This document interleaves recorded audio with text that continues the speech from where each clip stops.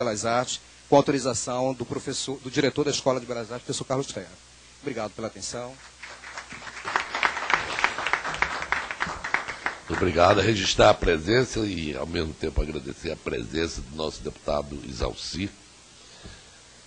E vamos passar a palavra para o Sérgio Magalhães.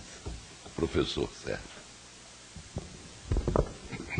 Muito obrigado, deputado Stepano Essercian, senhores deputados, prezados colegas arquitetos, paisagistas.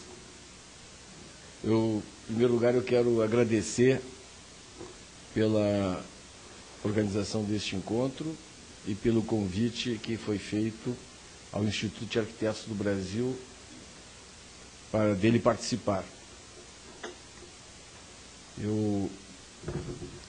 Antes de mais nada, eu gostaria de destacar que preside essa sessão um deputado que é um homem de cultura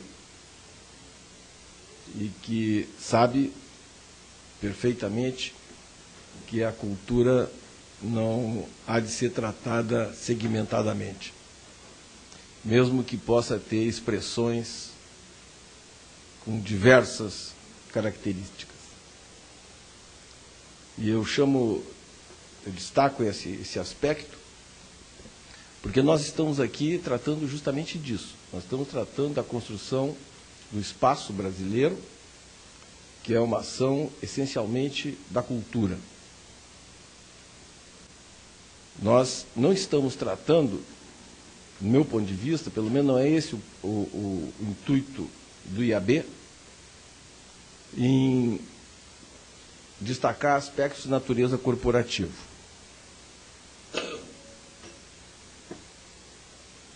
Nós tivemos a nossa primeira Constituição republicana, positivista, e ela entendia que o exercício das profissões liberais era livre, liberal, livre. Não precisava haver formação nem registro próprio. Tanto médicos como advogados, como engenheiros, arquitetos, as profissões que existiam à época, eram de livre declaração. Nós evoluímos após a Revolução de 30, e no caso dos arquitetos, tivemos a profissão regulamentada em conjunto com a engenharia. Não foi uma briguinha leve, como a presidente Eliane sugeriu, a essa busca por autonomia profissional que os arquitetos urbanistas travaram, tampouco foi leve, tampouco foi curta.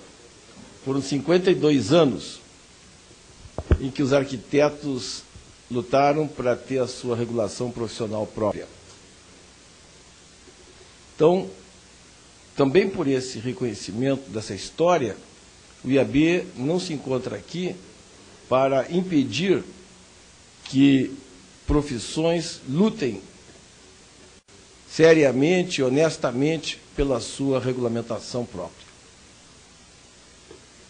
Então, não é uma tarefa corporativa, tampouco é uma tarefa de exclusão de oportunidades. Mas é preciso reconhecer que nós estamos tratando de uma questão reconhecida, uma questão vista de modo idêntico pelas duas partes que apresentaram anteriormente aqui. Eu fico confortável nessa condição de penúltimo a falar, porque tive a ilustração dos que me precederam.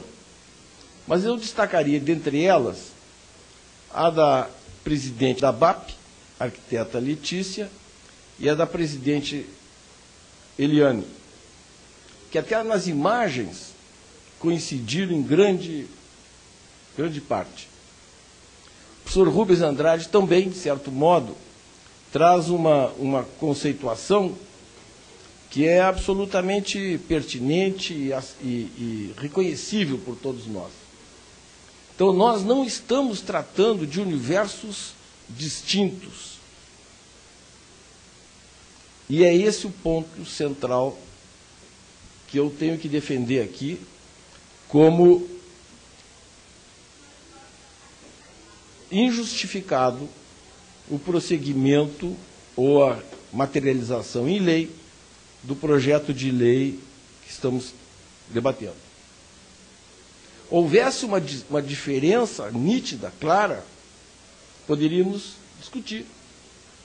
Mas, deputado Stepan Ercecian, eu solicito que as duas apresentações da arquiteta Letícia e da presidente Eliane sejam incluídas muito claramente no relato desta comissão, para que fique absolutamente clara a coincidência conceitual. E se há coincidência conceitual e se há entendimento cultural equivalentes, estamos tratando do mesmo conjunto de questões relacionadas na cultura da construção do espaço brasileiro. Portanto, no meu ponto de vista, há uma indissociabilidade que não pode ser tratada pela legislação de um modo diferente. Não há como dissociar. Mesmo os argumentos de projetos eventualmente não defendidos pela presidente Eliane são exemplos de situações em conflito. Se a praça do Memorial da América Latina não tem árvores, se ele é inóspito, se é desagradável, é uma questão de natureza distinta da eventual participação ou não de alguns profissionais na concepção deste monumento. A imagem que a arquiteta Letícia trouxe mostra isso. Duas praças espetaculares, reconhecidas historicamente no mundo todo. A Praça de São Marco, em Veneza, e a Colunata di Bernini, a Praça do Vaticano, que não tem elemento arbóreo nenhum. Não é por aí que há uma diferenciação. Mas o projeto de lei trata como se fosse. O projeto de lei trata como se as áreas livres e a relação de áreas livres e vegetação fosse algo específico. Há um ponto no projeto de lei que defende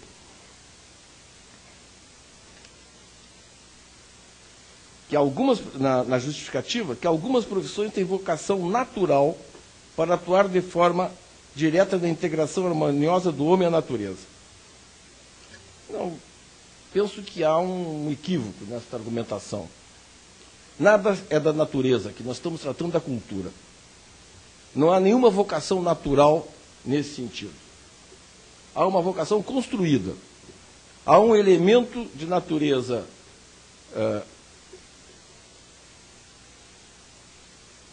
da cultura que extravasa por diversas atribuições e determinações com aspectos profissionais diversos.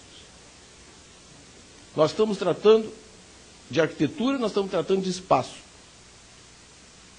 Nós não poderíamos utilizar esse mesmo argumento que o projeto de lei apresenta para dizer que há necessidade de se fazer cursos de direito criminal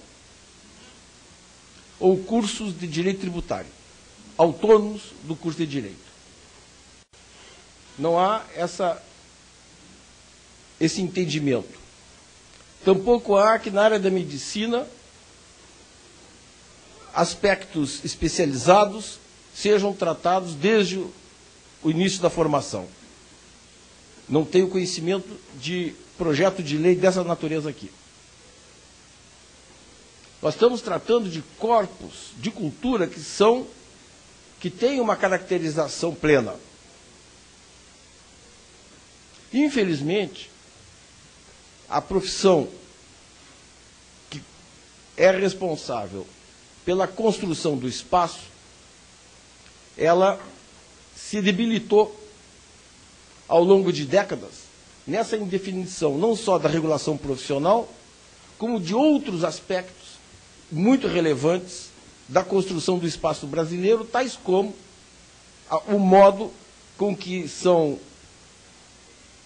realizados os projetos, as obras, as licitações, principalmente nos aspectos públicos. Isso determinou uma deterioração tão grande que hoje há necessidade, aqui nesta casa mesmo, há uma comissão especializada em discutir essas relações de natureza institucional e contratual. As nossas cidades estão muito prejudicadas por décadas de abandono. Ontem saiu o resultado de pesquisas sobre os aspectos ambientais de saneamento nas cidades brasileiras. Nós temos que reconhecer essas dificuldades enormes e temos que juntar esforços para trabalhar em benefício da produção de um espaço brasileiro que qualifique vida urbana e que seja democratizado para o conjunto da população. Para que as populações pobres não fiquem, como hoje estão, à margem da prestação de serviços públicos essenciais, não apenas de infraestrutura, mas também de educação, de segurança e outros. O Instituto de Arquitetos do Brasil defende o entendimento da cultura no seu aspecto amplo e a ação coletiva de todos os agentes sociais na recuperação da paisagem brasileira no seu amplo senso. Nós pretendemos que os colegas que se dedicam ao trabalho do paisagismo sejam conosco integrantes de um corpo técnico que defenda a integridade da cultura em benefício do espaço. Eu tenho certeza que teremos melhores resultados se lutarmos individualmente, de modo eventualmente corporativo, mesmo que possa ser visto isso de modo secundário. Esta é a mensagem do Instituto de Arquitetos do Brasil, em agradecimento ao convite que lhe foi feito. Muito obrigado.